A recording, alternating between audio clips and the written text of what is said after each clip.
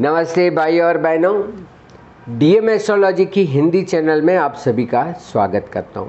आज हम बात करने वाले मकर संक्रांति और उससे जुड़े हुए कुछ रहस्यों की।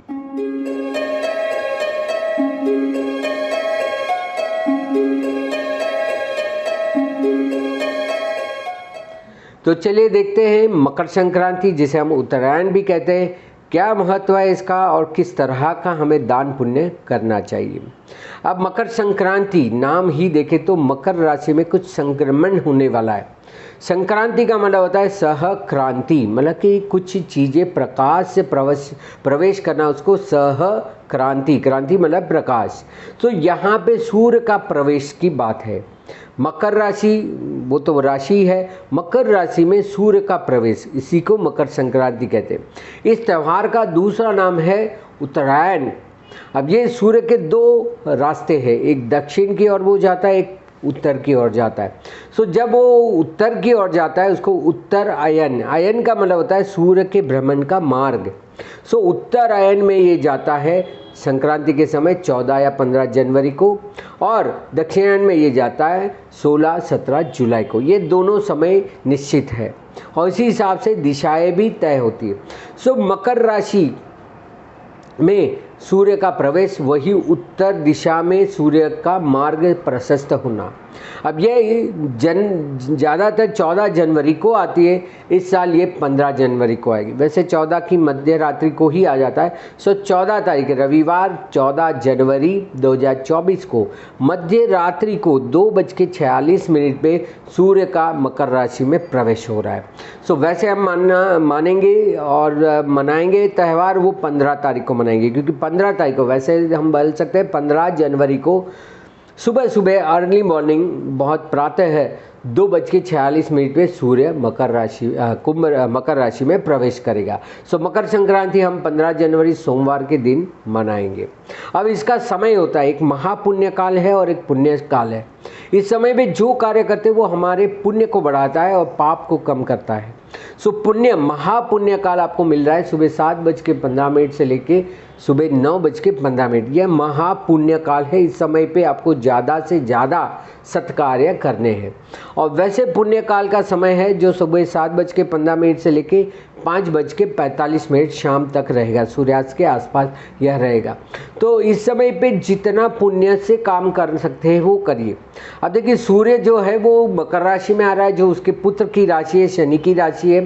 तो यहाँ पे ईगो कम होता है, क्योंकि पिता पुत्र की राशि में प्रवेश करना, इसलिए ये दिन हम मनाते, सूर्य की प्रार्थना करते कि जैसे सूर्य अपने पुत्र के घर में प्रवेश किए, ऐसे हर एक के जीवन में पिता अपने पुत्र के वहाँ प्रवेश करे।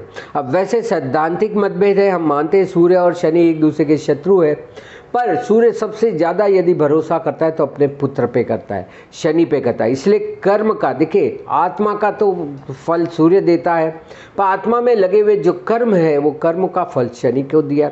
सो उसने अपने सबसे वफादार पुत्र को, शनि को ही अपना निमित्त बनाया कि भाई कर्मों का फल आप देंगे। सो वही मकर राशि में यह प्रवेश कर रहा है। ये वही दिन है जब भीष्म पितामह अपनी बाण संज्ञा में अपने प्राण त्याग करते, क्योंकि इनको इच्छा मृत्यु का वरदान था। अब यह युद्ध दक्षिणायन में चल रहा था, तो उन्होंने 22 दिन इंतजार करके, अब हर एक शास्त्र में अलग अलग दिन लिखते, पर जहाँ तक मैंने पढ़ा है तो 22 दिन उन्होंने इंतजार किया, और जैसे ही सूर्य मकर राशि में उत्तरायण में प्रवेश किया, इन्होंने अपनी आत्मा को शरीर से मुक्त किया था। और इसलिए कहते हैं उत्तरायण में जिनकी मृत्यु होती है उनका बहुत ज़्यादा गति आगे होती है। अब उसका मतलब ये तो नहीं होता कि दक्षिणायन में जिनका मृत्यु होती है वो मुक्ति नहीं पाते, पर उत्तरायण का यह महत्व जरूर है, क्योंकि सूर्य अपने उत्तर के मार्ग में होता है। अब वास्तु के हिसाब से भी देखें तो उत्तर दिशा में से क्या मिलता है, तो ज़्यादातर लोगों को पूछो तो बोलता है धन, वैभव, पैसे, ये सब नहीं मिलता है।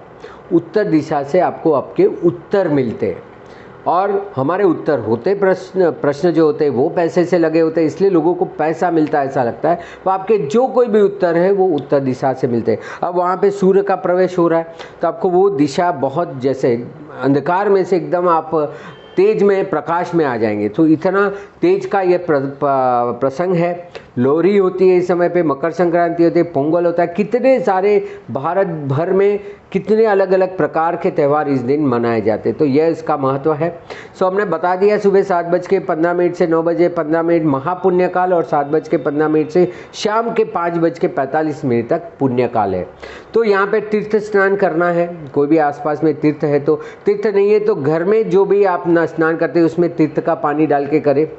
तल का अभ्यंग स्नान, अभ्यंग स्नान का मतलब होता है सर से लेके पैर तक जो तिल का तेल होता है उसका मालिश करना है, और वो मालिश करके आपको सूर्य में खड़ा रहना है, सूर्य के सामने, ताकि वो तेल अंदर चला जाए। अब ये तिल का जो तेल होता है वो बहुत गर्म होता है और ये सर्दी की सीज़न है, तो आपके शरीर में आपकी इम्यूनिटी, वाइटलिटी, रोग प्रतिकारक शक्ति बढ़े, इसलिए ये प्रयोग किया जाता है। और गुड़, इसलिए इसमें ये महाराष्ट्र में इसे कहता है तिल गुड़ गया एंड गुड़ गुड़ बोला, मतलब कि तिल और गुड़ का आप सेवन करें और जीवन में अच्छी चीज़ों को बोलिए। सो यह प्रकाश का पर्व है। जैसे दिवाली होती है ऐसे ही ये संक्रांति भी बहुत महत्वपूर्ण है, जीवन में प्रकाश लाने के लिए, कॉन्फिडेंस लाने के लिए, शारीरिक कष्ट से मुक्त पाने के लिए, जो मैंने भीष्म पितामह के लिए भी आपको बात की, और शरीर में जो रोग होते, जो घर कर बैठते हैं, उसको बाहर निकालने का होता है। अब देखिए यहाँ पे पश्चिमी क्षेत्र में भारत में, गुजरात वगैरह, राजस्थान में ये इसको पतंग उत्सव भी कहते हैं, क्योंकि पतंग चगाते।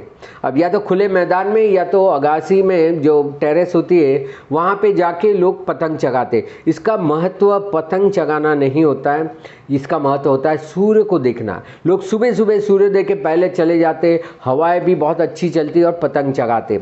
ये पतंग एकमात्र एक आयाम है, इसके पीछे ऐसा कि आप ज़्यादा से ज़्यादा सूर्य को देखें, आपके शरीर में ज़्यादा से ज़्यादा सूर्य के किरणों का प्रवेश हो, ये उसका महत्व है। तीर्थ का स्नान भी इसलिए कहा कि खुले में आप तीर्थ में स्नान करेंगे तो आपके अंदर ऊर्जा है, सूर्य की ऊर्जा जुड़ेगी। सो ज़्यादा से ज़्यादा अपने आप को एक्सपोज बाहर रखिए, सूर्य की किरणों को लाइए अपने शरीर में।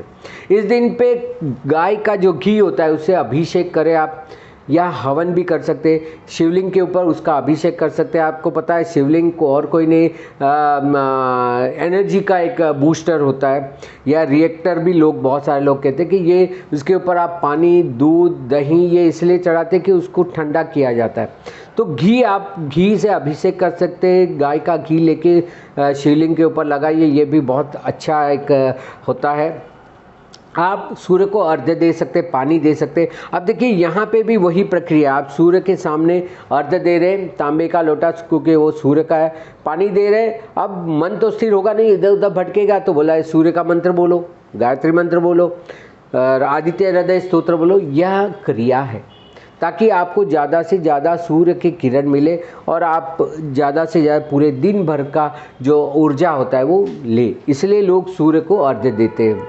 हमारी कोई भी परंपरा, सनातन में कोई भी परंपरा व्यर्थ नहीं है, इसके पीछे कहीं ना कहीं, अब हमें कारण नहीं पता होता है तो हम बोलते हैं ये त्यौहार है। ये त्यौहार नहीं है, ये व्यवहार है। व्यवहार अच्छे से चले, स्वास्थ्य अच्छा रहे, इसी के लिए ऋषि मुनि ने शोध करके ये सब चीज़ें बनाई है। तो हमें भी इसका अच्छे से अच्छा उपयोग करना चाहिए। तो सूर्य की पूजा करें, आदित्य हृदय स्तोत्र बोलिए, तांबे का दान करें और सूर्य का मंत्र करें, ओम दृणी सूर्यादित्य श्रीम, या ओम सूर्याय नमः, ओम सूर्याय नमः, कोई भी मंत्र है आप वो कर सकते हैं। अब हम देखेंगे हर एक राशियों के लिए क्या दान करना है, क्योंकि दान करने से अहम जाता है। जब कभी भी दान करते हैं तब जिस चीज़ों का आप दान करते हैं तो आपके शरीर से, आपके हाथ से वो ऊर्जाएं चली जाती है, तो आप उससे मुक्त होते हैं और आपका पुण्य भी उपार्जित होता है। इसलिए देखिए कर्ण को महादानवीर कहा गया है।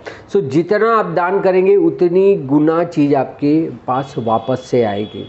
सो यह वैसी कोई महत्वाकांक्षा नहीं रखनी चाहिए, पर दान करने से व्यक्ति सरल सहज हो जाता है, उसके अंदर जो ईगो है वो चला जाता है जो उसके अंदर। इसलिए बड़े बड़े लोग देखिए झुक के दान करते हैं। दान करने से एक तो आपका झुकाव होता है, आपका ईगो कम हो जाता है, तो बिल्कुल करना चाहिए जिसके पास। अब हर एक राशि के लिए मैं बताऊंगा, जैसे मेष राशि है, या आपकी चंद्र की राशि होनी चाहिए, सूर्य की राशि भी वैसे ले सकते हैं, पर ज़्यादातर इसको चंद्र राशि से देखा जाता है। सो उस हिसाब से आप जो मेष राशि वाले हैं, जिसका अलई से नाम आता है, उन सभी के लिए लाल कपड़ा उसका दान करें, घी का दान करें आप, गन्ने का, शुगर केन जिसे हम कहते हैं, गन्ने का दान आपको करना चाहिए या गुड़ का दान करना चाहिए। ये मेष राशि वालों के लिए है। वृषभ राशि वालों के लिए सफ़ेद जो भी कपड़ा है वो दान कर सकते हैं। चीनी या शक्कर, जिसको बड़े बड़े डाले भी होते हैं वो भी, या तो जो बनाई गई चीनी होती है, चीनी का, शुगर का दान कर सकते हैं। शुगर केन जो शेरडी या तो गन्ना कहते हैं उसका भी आप दान कर सकते हैं। दही, कर्ड, दूध है, दही है, मक्खन है, ये सारी चीज़ों का, और चंदन और सूखड़ का भी दान कर सकते हैं क्योंकि वो सुगंधी द्रव्य होते हैं, तो वो सुगंधी द्रव्यों का भी कर सकते हैं। मिथुन राशि वालों के लिए हरा कपड़ा है, घास है, गाय को घास जरूर खिलाइएगा, ये भी बहुत अच्छा होता है। खिचड़ी, सारे धान को मिला के जो खिचड़ी बनाया जाता है, खिचड़ों कहते हैं बहुत सारी जगह पे, खिचड़ी करें, गाय को घास खिलाए। फिटकरी, एलम जिसे कहते हैं, जो नॉर्मली लोग लगाते, वो सबसे अच्छी होती है घर में अशुभ ऊर्जाओं को निकालने के लिए, तो फिटकरी का करें। दुर्वा, जो गणपति को चढ़ते दुर्वा, जो माता सीता ने अपने पास रखे थे असुरों मतलब रावण से वो बचाव के लिए, तो दुर्वा गणपति जी को चढ़ाया जाता है, तो वो भी आप कर सकते हैं। कर्क राशि वालों के लिए सफ़ेद वस्त्र है, सफ़ेद वस्त्र, सफ़ेद कपड़े का दान कर सकते हैं। चांदी का दान कर सकते हैं आप, मोती का दान कर सकते हैं, काजू, कैश्यूनट, काजू जो कहते हैं उसका दान करें। सिंह राशि वाले हैं, सिंह राशि वालों को जो भगवा कलर, जिसको हम केसरिया कलर कहते हैं, सैफरॉन, केसरी कलर का कोई कपड़ा दान करना है आपको। सूर्य का जो मुख आता है, सूर्य का मुख आता है सूर्य के साथ, फ्लेम के साथ, वो कर सकते हैं। कॉपर के बर्तन है वो आप दान कर सकते हैं। पिस्ता का दान कर सकते हैं, या लाल मिर्च का पाउडर भी दे सकते हैं, या रेड चिली, लाल मिर्ची है उसका आप दान कर सकते हैं। कन्या राशि वालों के लिए हरा कपड़ा ही है, घास भी है, जो मिथुन राशि वालों को बता, इनको हीना का दान करना चाहिए, मेहंदी जिसे कहते हैं या हीना कहते हैं, मेहंदी का दान जरूर करना चाहिए। और बादाम का दान कन्या राशि वालों को करना चाहिए इस दिन पे।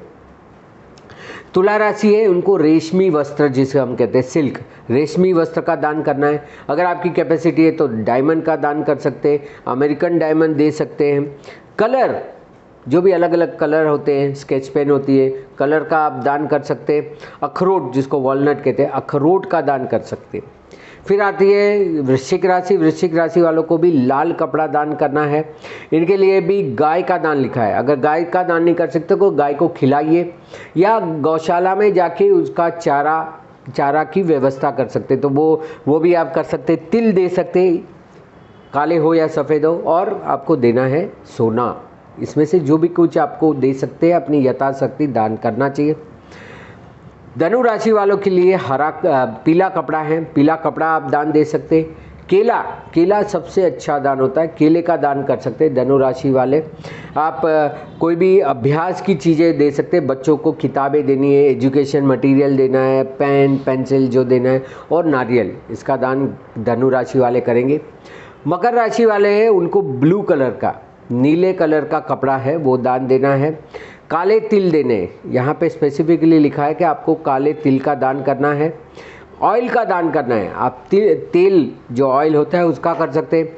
काली द्राक्ष या मुनक्का जिसे कहते हैं, काली जो ड्राई फ्रूट वाली होती है वो भी दे सकते हैं, या आप खाने वाली जो ग्रेप्स होती है वो भी कर सकते हैं। और उड़द का दान जरूर करना चाहिए मकर राशि वालों के लिए। कुंभ राशि है, उनको काला कपड़ा आप दान दीजिए। खिचड़ी, वही जो सारे धान को मिला के खिचड़ो या खिचड़ी बनाते उसका दान करना चाहिए। उड़द का जरूर करना चाहिए। और चप्पल, फुटवेयर जिसे हम कहते हैं, फुटवेयर का दान जरूर करना चाहिए। फिर बात करते हैं आखिरी मीन राशि वालों के लिए, तो मीन राशि वालों के लिए भी पीला कपड़ा है, बादाम का दान कर सकते हैं आप, बुक्स है, चना है और नारियल है, इसमें से जो भी चीज़ें का दान कर सकते हैं वो करिए। देखिए, यथाशक्ति दान करना है, ऐसा नहीं है कि 5 किलो देना है, 10 किलो, ये आपकी शक्ति के अनुसार है, आपकी मर्जी के अनुसार होता है, तो इन चीज़ों का जरूर दान करना चाहिए। देखिए, ये हमारे लिए बहुत ही महत्वपूर्ण त्यौहार होता है मकर संक्रांति और उत्तरायण, जिससे कि जीवन में एक नया प्रकाश आता है, तो इसलिए ये त्यौहार बहुत महत्व का है। इसको प्रकाश वर्ष भी कह सकते हैं। और जीवन में जिनको आत्मविश्वास की कमी हो जाती है उनके लिए बहुत श्रेष्ठ दिन है। मेडिटेशन करें पर खुले में करें, नदी के किनारे पे करें, मंदिर में करें, खुली जगहों पे करें जहाँ के सूर्य का प्रकाश आपको मिल सके। सूर्य का प्रकाश लेने के लिए जो भी विविध कार्य कर सकते हैं वो आपको करना चाहिए। दान पुण्य करने से भी आपका अहम, जो सूर्य खराब होता है तो अहम लग जाता है, वो अहम है, वहम है, वो सब निकल जाता है। तो इसी तरह आप इस त्यौहार को ज़्यादा से ज़्यादा दान पुण्य करके मनाएं, बहुत अच्छा त्यौहार है। और आगे भी इस तरह की वीडियो देखने के लिए मेरी चैनल DM एस्ट्रोलॉजी हिंदी को लाइक, शेयर और सब्सक्राइब जरूर करें। यही वीडियो अंग्रेजी में आपको मिलेगा DM एस्ट्रोलॉजी मूल चैनल में। आप यहाँ पे दिए हुए नंबर पे, व्हाट्सएप नंबर पे मुझे संपर्क कर सकते हैं, मार्गदर्शन, कंसल्टेशन ले सकते हैं। मुझे मेरे फेसबुक पेज या इंस्टाग्राम पेज DM एस्ट्रोलॉजी या धर्मेश मेहता में भी फॉलो कर सकते हैं। तो इसी तरह की जानकारी के लिए हमारे साथ जुड़े रहिए। और इस त्यौहार के लिए, मकर संक्रांति या उत्तरायण के लिए आप सभी को ढेर सारी शुभकामना देते हुए धन्यवाद, नमस्कार।